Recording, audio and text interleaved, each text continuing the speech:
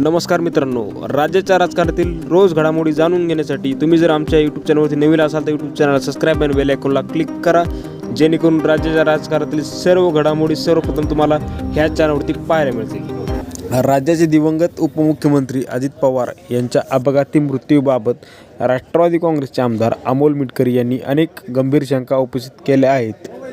मात्र रविवारी त्यांनी या सगळ्यांच्या कळस गाठत अजित पवार यांना मारण्यासाठी त्यांच्या विमानात सुसाईड बॉम्बर अर्थात आत्मघाती बॉम्बरचा वापर झाला आहे असा दावा केला आहे.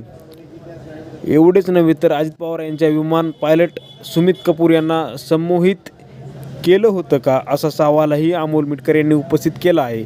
अमोल मिटकरी यांनी रविवारी प्रसारमाध्यमांशी बोलताना हा खळबळजनक दावा केला आहे.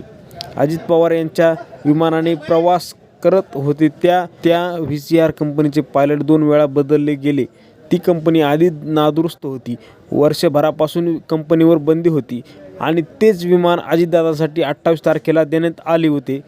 दुसरीकडे डिसेंबर 2025 महिन्यात VCR कंपनीने आपल्या कंपनीच्या प्रत्येक पायलटचा 50 कोटी रुपयाचा विमा कंपनीने उतरवला होता.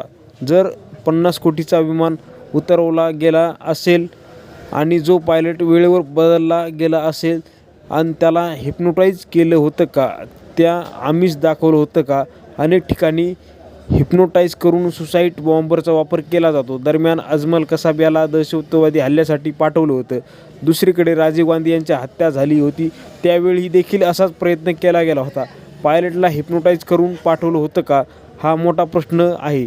कारण पायलटने कॉल दिला नाही, टेक ऑफ घेऊन काही वेळातच पुणे कव्हर करता आलं असतं, मात्र पायलटने ते केलं नाही. त्यामुळे आम्हाला मोठी शंका आहे. VCR कंपनीवर आहे 50 कोटीचा विमा काढून त्यांनी पायलटला हे कृत्य करावं लावलं का, असा सुद्धा तपास झाला पाहिजे, अशी मागणी आमदार अमोल मिटकरी यांनी केली आहे.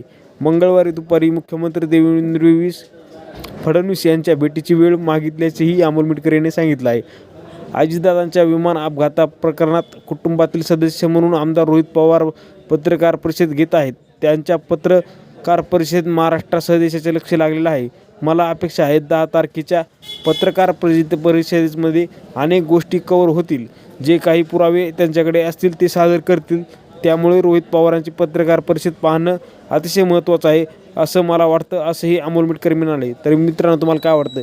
अजित पवार यांच्या विमान अपघातामध्ये खरंच राजकीय षड्यंत्र आहे का? तुमच्या प्रतिक्रिया आम्हाला कमेंट बॉक्समध्ये नक्की कळवा आणि अजून जर तुम्ही आमचं यूट्यूब चॅनल सबस्क्राईब केलं तर यूट्यूब चॅनल सबस्क्राईब करा.